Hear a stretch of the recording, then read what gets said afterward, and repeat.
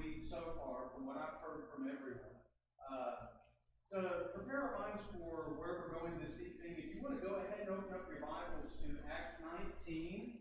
Acts 19, we're going to begin there as we continue our study on the spiritual warfare and idolatry in the world today. But before we even begin into our study, whether it's Philip, can you lead us in an opening prayer? Father, thank you for today. Thank you that another opportunity given us to study that word. Thank you for the one here. Life to our lives. Thank you for all the information that you give us today. Most especially for your son, the Lord, thank you for Christ.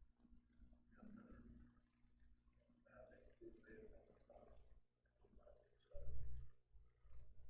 ask you, Father, for those who are sick, those that are on the prayer list, be with them. Want to watch over them and care for them, without pray for them, make good decisions, use the skills and knowledge that you have given them, help restore them to their health. Those that good brother next to them.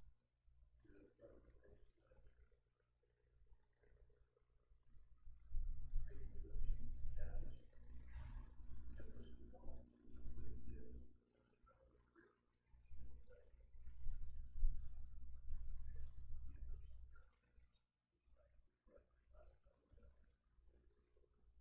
Thank you.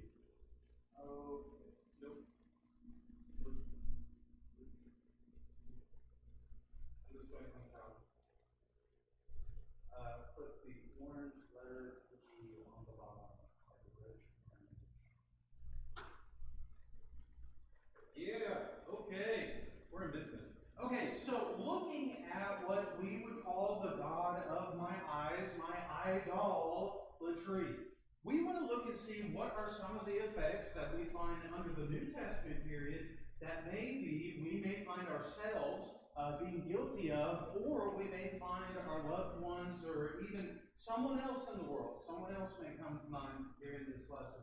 This is something that everyone struggles with to some degree, but we'll kind of talk about that when we get to the main applications of this. The way that we defined idolatry last Wednesday is that there are 4 different things across Scripture that define for us God's perspective of idolatry.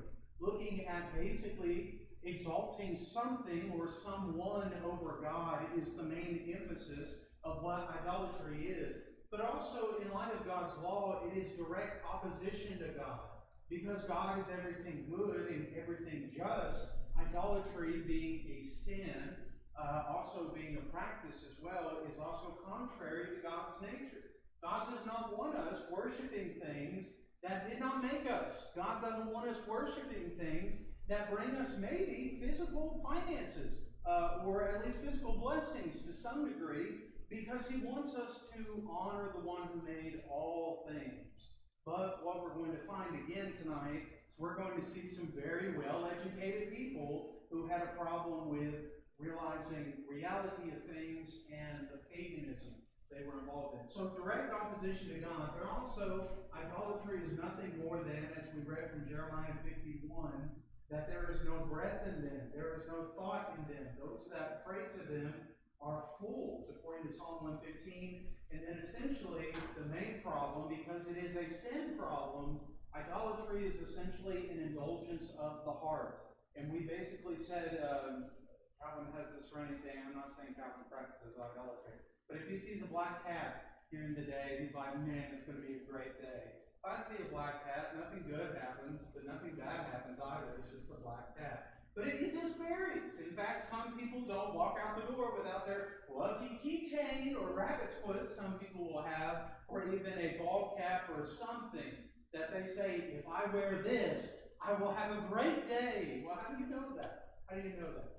So idolatry in its essence, we're looking at an obsession over something that is a clear violation to God's law. Now, We went through this last week. We're not going through Acts 14, but I do want us to begin looking at Acts 19 this evening as we look at Paul going to a group of individuals in Ephesus who had an issue with Paul's preaching. Now, what I want to do is just read the text, and then I want to separate the characters that we find throughout the text and start looking at their characterization approach towards life. And what I mean by that is the way they viewed reality is not the way that God would say, this is how things are.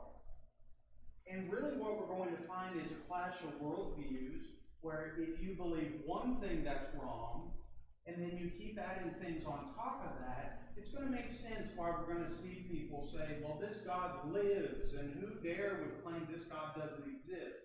Well, Paul did.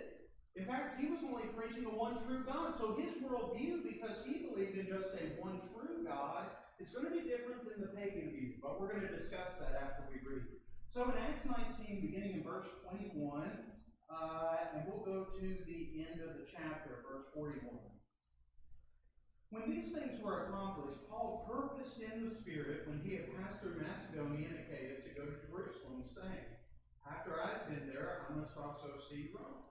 So he sent into Macedonia two of those who ministered to him, Timothy and Erastus, but he himself stayed in Asia for a time.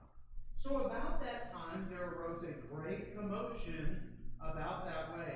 Now, that word commotion, a disturbance.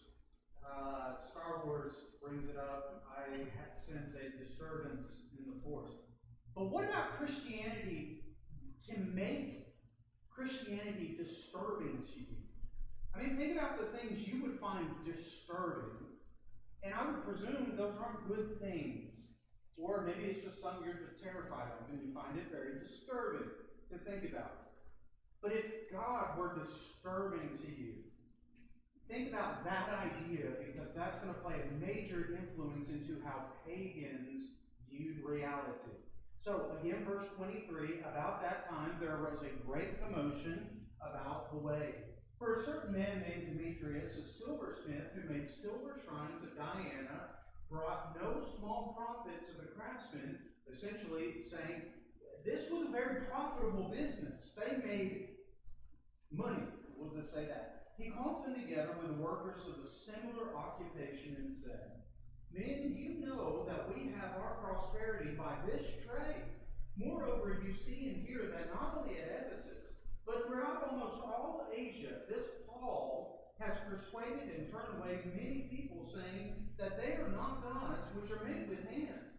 So not only is this trade of ours in danger of falling into disrepute, but also that the temple of the great goddess Diana may be despised and her magnificence destroyed, whom all Asia and the world worship. Now when they heard this, they were full of wrath and cried out, saying, great is Diana of the Ephesians. The whole city was filled with confusion and rushed into the theater with one accord, having seized Gaius and Aristarchus, Macedonians, Paul's travel companions.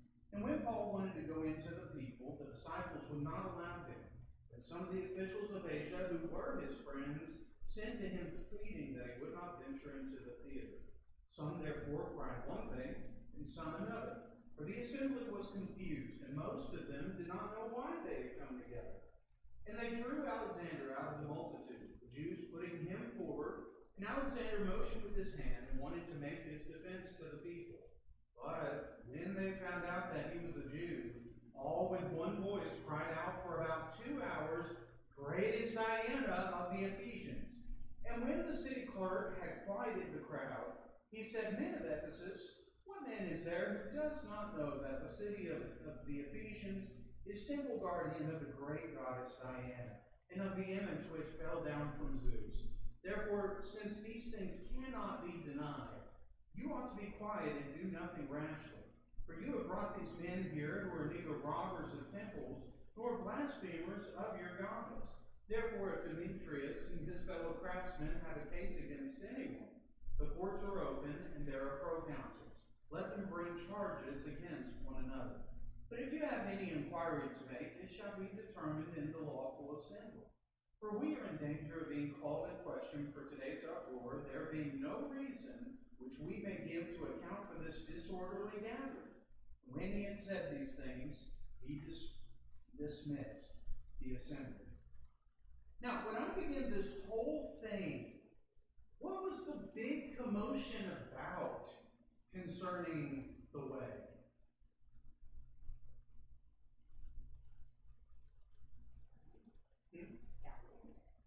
So what about Diana caused commotion?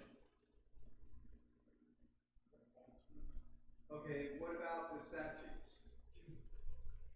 Keep going. Okay, so they were idols. So we have people in a pagan society, and if we're thinking of early pagan society, it is the pantheon of gods that made all things. In fact, every single god in the pantheon, whether it be 9 or 18 or 12, depending on what religion you're looking at, each one has a certain place in the stars, so to speak. Astrology was a big thing in first century pagan beliefs.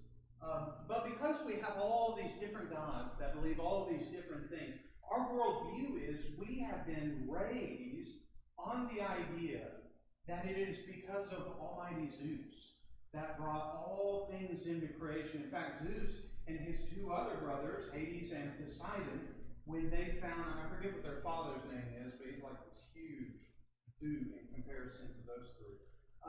But these three brothers put their father into an eternal condemnation prison, kind of like a Tartarus or a hell type setting. And Zeus, Poseidon, and Hades said, okay, we're going to take this venture with the other gods to help create this reality. You've been raised on this idea that there are many, many gods. You've been raised on this idea that one of the foundational, vital aspects of this religion is that you must have one of these. I just happen to have one in my pocket. You have one of these almighty expo markers that leave marks in your life and in your clothing. But we make these things, and we make a huge marginal profit from these things. Now, when I read this immediately, when I read Demetrius, that doesn't tell me much, but it says he was a silversmith, especially the one of making shrines to Diana. I want you to imagine how many pennies would you have to molten down into a metallic goo in order to make a shrine for a god or goddess. That's a lot of molten metal. A lot of molten metal. So think of what the price would be if you were to sell these shrines, but also think of what the price would be of just these little rinky-dink idols that they can just kind of throw out, and they can throw a little bit of tax on it, and they make their living. In fact, that's what it says. It brought no small profit to the craftsmen. This was huge. In fact, it would almost be like the equivalent of looking at the drinking industry and saying, well, look at how much revenue and profit comes from alcohol sales. Well, how's that any different from a pagan belief? You're doing something that is violating and hurting your body. Same way in light of idolatry. You're looking at something that does not exist, and you're selling it to take advantage of people that they'll spend their last drop of money on something that really isn't going to help them in the long run. When I look at how they perceive about the way, notice a couple of things.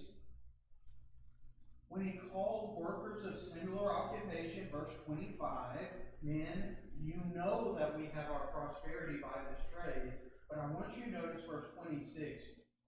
You see and hear that not only at Ephesus, but throughout almost all of Asia.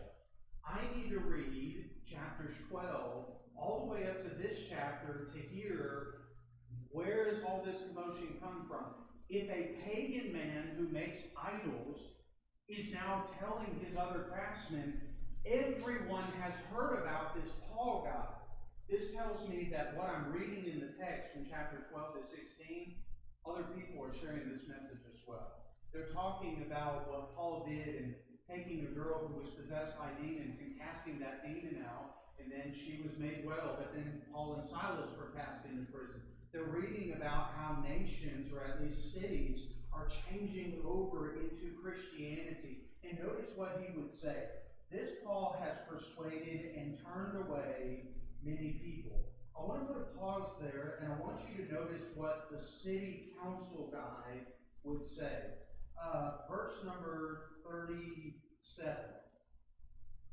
You have brought these men here who are neither robbers of temples nor blasphemers of your goddess. Does it really sound like the city clerk even understood what Paul's message was? The essential aspect of Paul's message, let alone the biblical message, is that there is only one God. Diana doesn't exist. Zeus doesn't exist. What Demetrius is saying and what he's passionate about, what made this huge uproar over nothing, essentially, I'm finding the city clerk didn't even care to even take in the facts. He just didn't want to be taken into question what he would say in verse number 40. We're in danger of being called in question for today's uproar. I think he's trying to cover his own eye because he doesn't even know what's going on. For there being no reason which we may give an account. Now, this is important for this disorderly gathering. If I'm looking at the essential essence of this, analyzing the hearts of Demetrius along with the other people, because even the city clerk would say, notice back in verse number 35.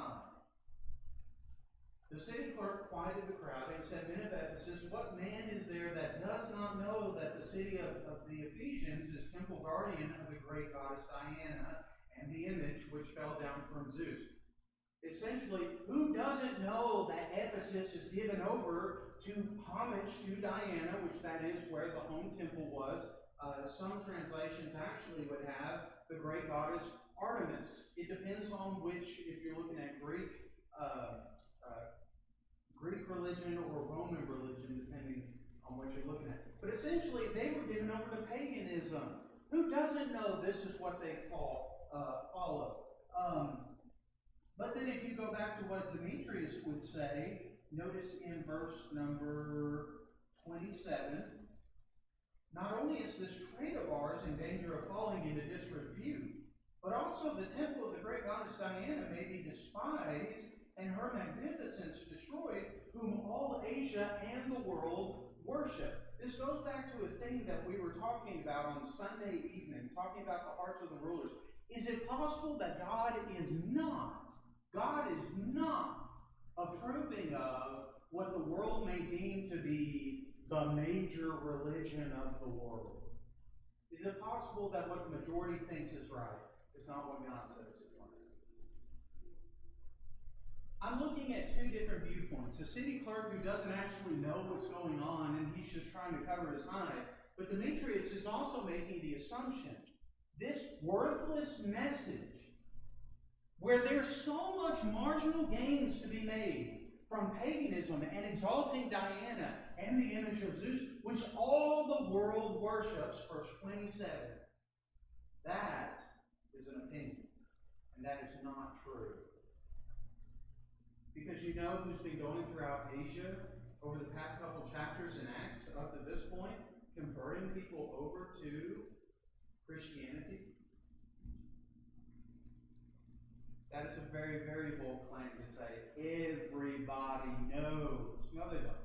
No, they don't. You just don't want to lose your job. And you don't want to lose your position of feeling like you're needed. Now, when you look at the words that are used, I want you to notice in verse 28 to verse, I'll just get some highlights. When I look at the ignorance because of their idolatry, I want you to notice this. And this is where when people become so passionate over, at the end of the day, nothing. But we exalt it. And everybody exalts it. But God doesn't. Notice what happens when people think that what they're pursuing, and they perceive it to be important, but really it's not at the end of the day. Notice what happens to these kind of people. Notice after Demetrius is done, verse 28, when they heard this, they were full of wrath, indignation, burning anger, and they cried out saying, this is stated a couple times through the text, great is Diana of the Ephesians. But I want you to notice where this anger and this fervor for something that really didn't exist what it led to. Verse 29 would say the whole city was filled with what? Confusion. And they rushed into the theater with one accord. Now, I don't know if you've ever seen cows that have been spooked, and one of them starts to go running off somewhere in a field in a riotous confusion, and the other cows follow. Have you ever seen that before?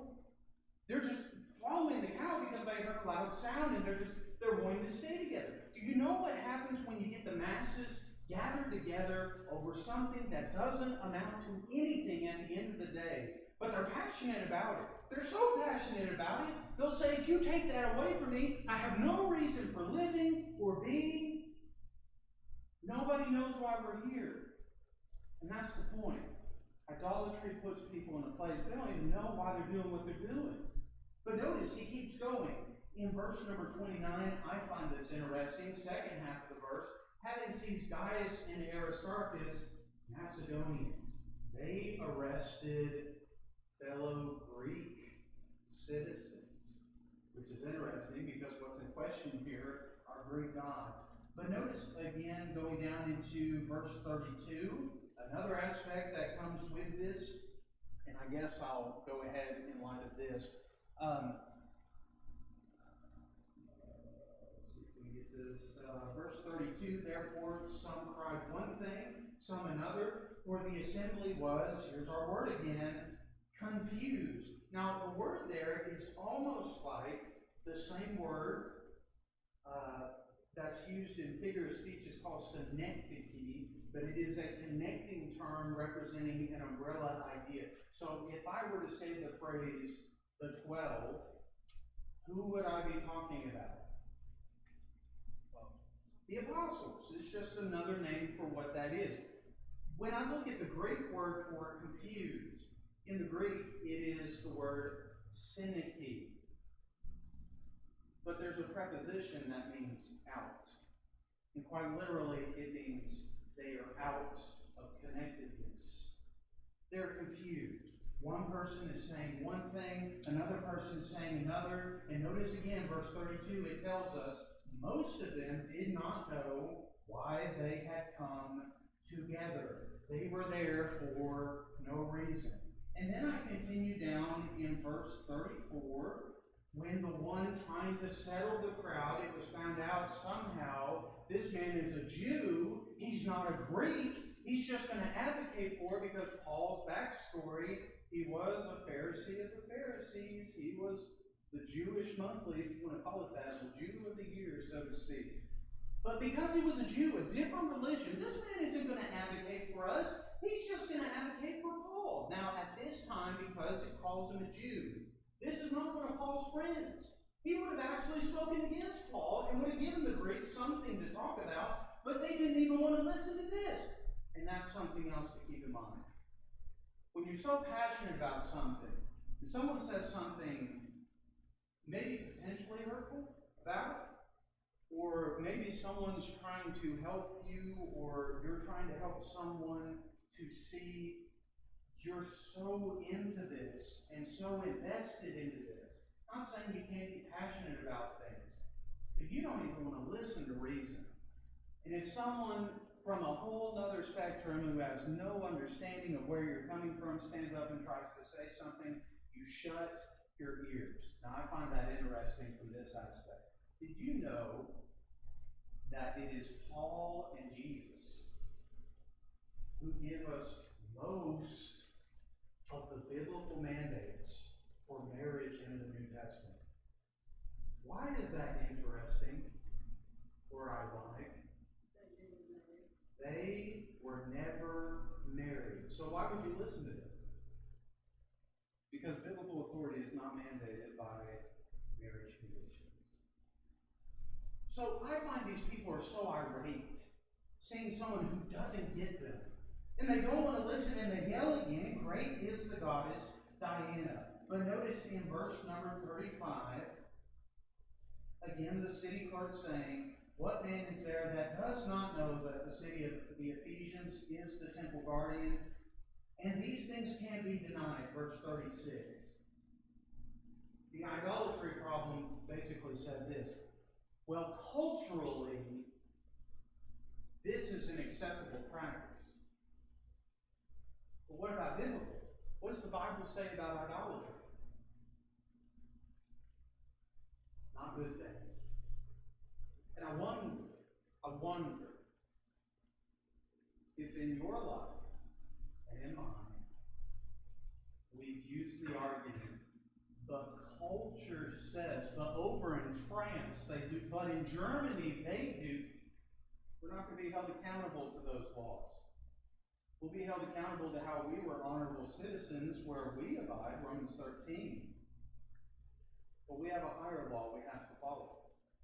So it doesn't matter what the cultural consensus is. Now, grain of salt, are there times where we do need to take our culture into consideration before making certain decisions? So in this case, if most people in Rogersville were off work on, we'll just say, Wednesdays at 7 o'clock, and we knew that was the cultural consensus of the community, would it not make sense just to have Wednesday night Bible study at 7:30 so that we can help give them a reason to be able to come? They'll have no excuse. Oh, some may come out, but that's the point. We do need to take cultural consensus in some regards. According to Colossians 4:1 and 2, we need to walk with wisdom towards those who are outside. Now, I say all this to say this. From Acts 19, when I look at Demetrius, his inspiration and his passion for his idolatry trade, being a craftsman, I find that there are a couple of things in light of money where if I have to give up some of my wallet in order to be a greater faithful servant to God, that's going to turn a lot of people away. But what's interesting about this, let me see if it's... notice back in verse number 16. No, not 16. Let's do 18 and following. So Paul had just cast out a demon out of a man, and I want you to notice what the text tells us in light of how these people viewed the value of the things that they formerly had until they got rid of them. Verse 18, many who had believed came confessing and telling their deeds, and also many of those who had practiced magic brought their books together and burned them in the sight of all. They counted up the value of them, and it totaled 50,000 pieces of silver. Monetary-wise, this could be anywhere from, I think it was 52,000 points. So, I don't have my notes. I'm just going to have to look $52,000 up to what some people would say, once you add inflation and all that, and the cost of silver and all that, $4.5 million. Now, if you came in contact with something that it's worth a whole lot, but it advocates for a simple practice, would you sell all that and give some of that money or all that money to the church? Now, with whatever answer you have in your mind, I want you to notice the next verse, because they completely got rid of a bad influence. Verse 20, the word of the Lord grew mightily and prevailed. You go back to the book of Joshua, and you see when Joshua and the Israel would go up against Ai, and they lost the first time because one of the guys stole some of the valuable stuff from Jericho, and he was hiding those things, and it caused them to lose. And when Joshua was praying to God, saying, God, help us do this, God told Joshua, get up off your knees. There is sin in the camp. You need to get rid of that. And due to the law, the man had to die. But if you are going to get rid of something that has a negative influence, and you say, well, I'll just sell the proceeds to whatever. They didn't even sell this. They counted up the value of it, and they burned it, because sometimes there ain't no amount of money that is worth possibly condemning another soul. So in light of bad influences in your life, what do you do with those things? Well, with Demetrius, he was saying we can't rationalize the idea of becoming Christians when we're going to lose so much money. Does God need craftsmen in the kingdom? I'm not talking about idol builders. I'm talking about people who can maybe help build houses for other people. Maybe build, like, every day, if we're thinking first century, maybe like carts or horses. Or maybe just building furniture for people who can't really afford anything, but using your trade for the glory of God. Now, I want you to think of the opposite aspect, is what your profession is, or what you're most passionate about. Are you using that to the glory of God? And that's what Demetrius is missing. Paul's message is he's turning people to God, but he wants to make things better for everyone. That's what God has in mind. Will you have to give up things, maybe, in order to be pleasing to him? Yes. But idolatry blinds individuals to that simple fact. Now, going along with this, I'll go ahead and put all these up here. When I look at the eternal effects of idolatry, these just keep getting amplified over and over and over the more that you keep digging into this. But when I start from the top, when you find someone who is given over to something that ultimately is lifeless, but they will die over this. In fact, if you call someone out on maybe, you might be too into this, and then they get irate and angry, that's one of the first telltale signs. You have an idol. In fact, I don't have it on me. That's not good, actually. Wallets can become an idol. Jobs can become an idol. Family can become an idol. In fact, this is interesting. Normally, when Easter comes around, or there is some kind of, we have family coming in for whatever. It reminds me of the time a man invited me to where he attended. I think it was like the First Baptist Church in Elizabeth. And I was going to take him up on his offer because he offered to have a Bible study with me. But then when I asked him, hey, are you going to be there if I show up? He's like, no, I can't. Got family coming into town. I understand we can make preparations for them.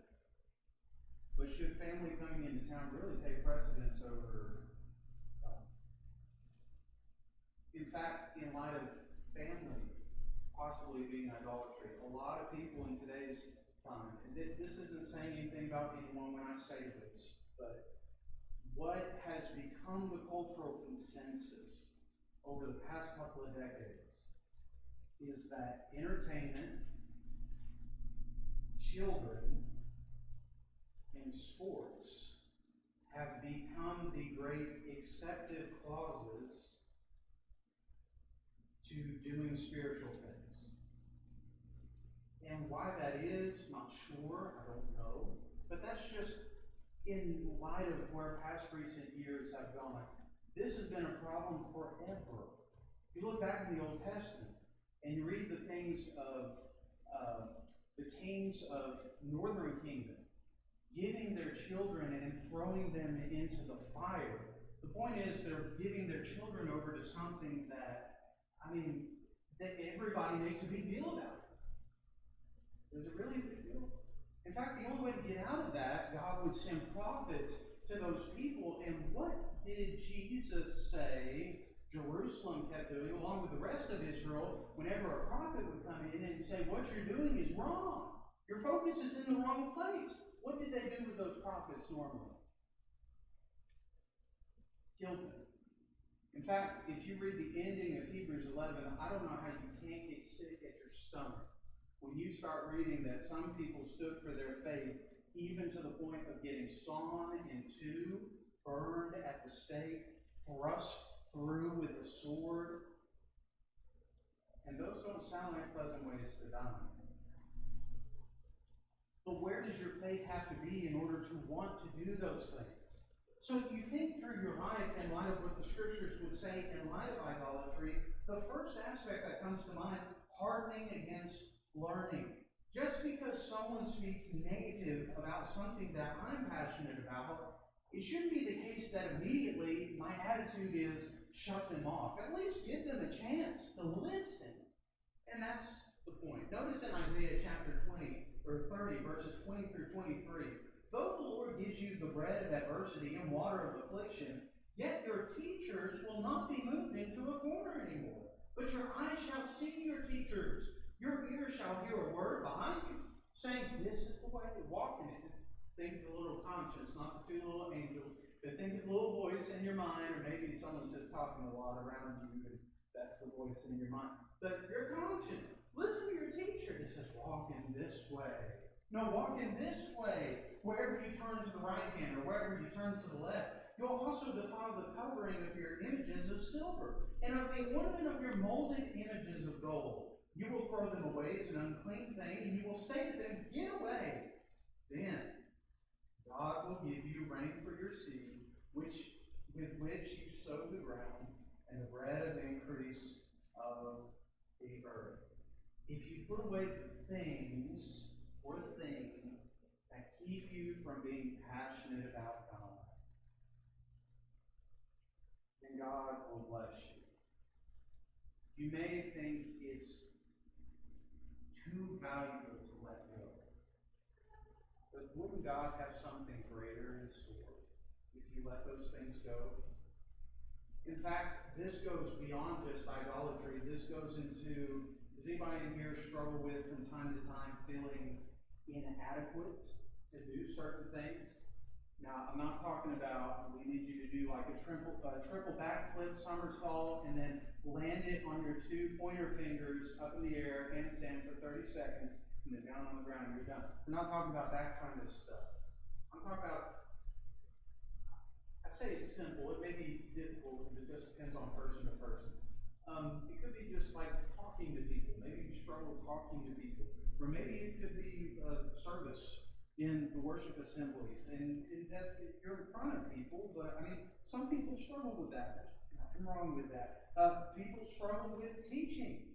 In fact, if you were put on the spot to teach your family members the Bible, could you do it without having to use an extra booklet? Now, I know some people feel more confident using a booklet, but that is just another way, along with knowing the book, of helping people. It is a help aid. But whether it's public speaking, or it's serving, or it's just talking to people, even just texting people or sending them a card in the mail, just something simple. There's something you can do, even in light of your job. Do you use your job for the glory of God? Do you feel comfortable doing that? If you don't, where's the problem? And that's the idea of growing in your faith. If you're against the idea of learning, then you may be suffering from idolatry. I want to read two more of these, and then I want to get down to God's desire if you feel like you're guilty of idolatry. If you look at the book of Jonah, Jonah chapter 2, and verses 8 and 9. Jonah chapter 2, verses 8 and 9. When Jonah is within the belly of the great fish, we find in the midst of his prayer, he would make a statement about God. Jonah chapter 2, let's actually begin in verse number 7, and then we'll go down to verse 9. When my soul fainted within me, I remembered the Lord, and my prayer went up to you into your holy temple. Those who regard worthless idols forsake their own mercy. But I will sacrifice to you with the voice of thanksgiving, and I will pay what I have vowed. Salvation is of the Lord. I'm always reminded the first time I went to Polishing the Pulpit in 2016, which I encourage everyone to go to that. If you've never gone to it before, it is a wonderful spiritual uplifting experience. But that first year that I went, it was my first year in preaching, and I started going to hear speakers that I knew were really good, but then I started thinking, I should probably maybe take notes that there may be some lessons being taught that will help me with some of the family members there. We happened to have a family where I was preaching in North Carolina. They were really big into baseball. Really big into baseball. But there was a lesson that a man by the name of Glenn Colley did. He was an elder down in Alabama. He's now up in West Tennessee right now. But he was talking about the time where he was a coach for a baseball league team. Him and another guy, they were the coaches on the team. They just happened to make it to what they call the World Series of baseball in that region. And the man's son was the starting pitcher. He was really good. There were a couple of scouts that were looking at him because it was about high school level is where he was. But that championship game landed on a Wednesday night. I'll say Wednesday night again. See if it happens. But that baseball championship game landed on a Wednesday night. And the guy thought about it. He's like, I've got to make a really difficult decision. I'm the spiritual head of my family. I've got to make sure that my choices and my influence, I've got to allow my children to see the spiritual leadership involved with this. So he went to the other coach and he said, I'm sorry to say this. I know we have worked hard all season, but I have made a prior commitment to a higher power. We're going to have to miss the championship game. And he did. And that's exactly what he did. They still won without him. But this is the point. Notice again in verse number 9 what Jonah says. I will sacrifice to you with a voice of thanksgiving, and I will pay what I have vowed. When you commit your life to the Lord, who are you always putting first? God.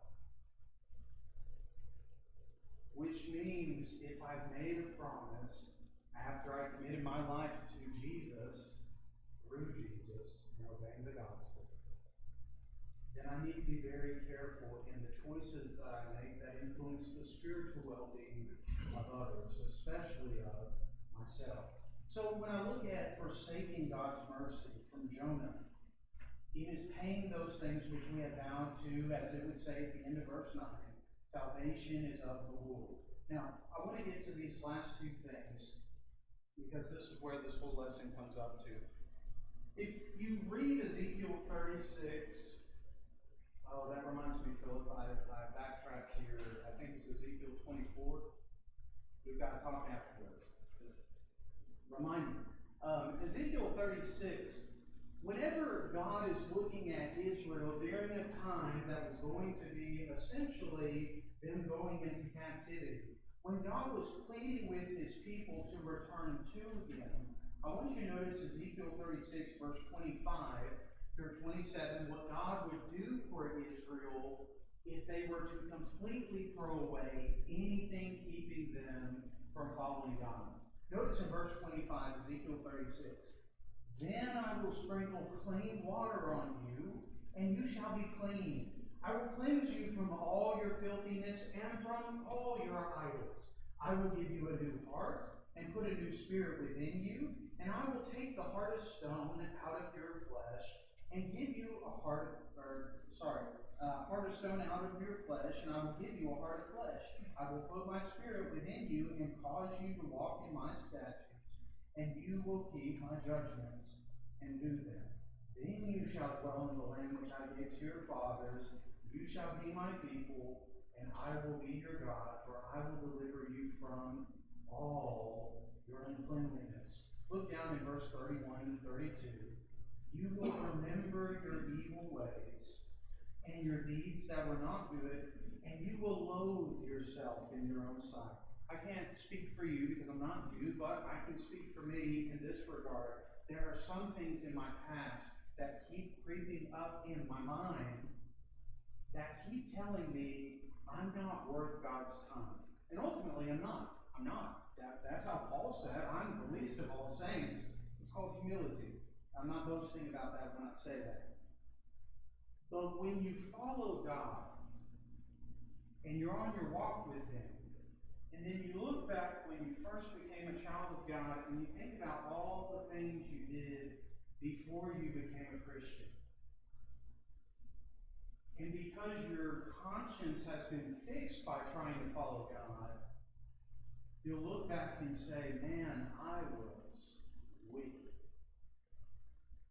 And that can happen in a variety of ways. It could even be someone commits to Jesus, they're faithful for a period of time, they become unfaithful for a long period of time, they re-emerge themselves in faithfulness to God, they repent of their sins, and they look back and say, you know, one of the worst times of my life is when I fell away from God. And this is one of the things I don't think a lot of people get.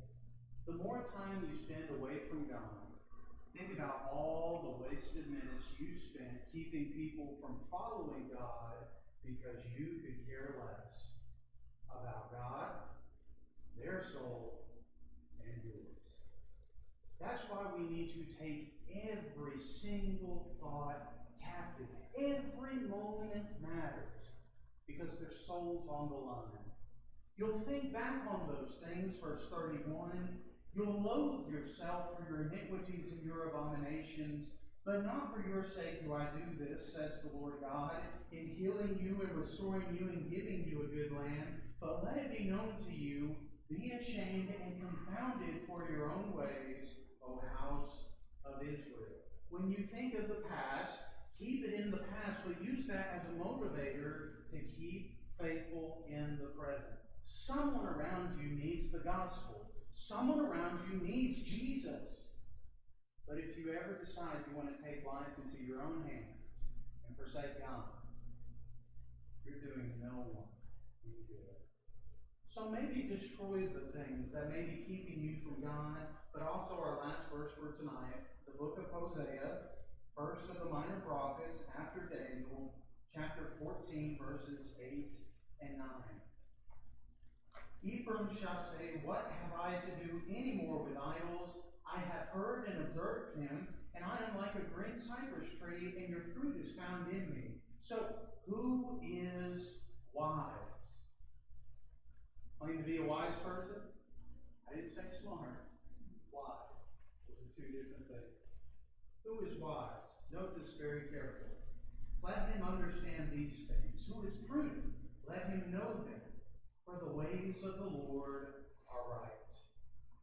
The righteous walk in them, but transgressors stumble in them. No wonder Demetrius was so distraught. No wonder the city clerk was so distraught. They did not know the one true God. And if you violate the highest form of objective, absolute truth, then no wonder so many people are confused today. That's why the ending of the book of 1 John would simply say, my little children, flee, or some translations have, beware of idols. God has done so many wonderful things for us. And we shouldn't make God into something that is made from our hands, but use our own hands created by Him in giving praise to Him in our movement, our being, and our entire life. So Lord willing, next week, we've got just a few more lessons in the spiritual warfare. We're going to be looking at one more aspect of Satan before we begin to look at the overarching, what happens at the end of time picture. But I appreciate your time and attention. Know it's hot in here, and that's not helping things, but we'll go ahead and dismiss for the closing invitation.